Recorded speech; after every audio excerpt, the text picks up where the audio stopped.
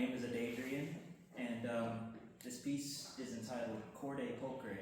I couldn't come up with the name, so I let my mom listen to it, and the first thing that she thought of was beautiful strings, so she translated it to Latin, and Corde Pulcre.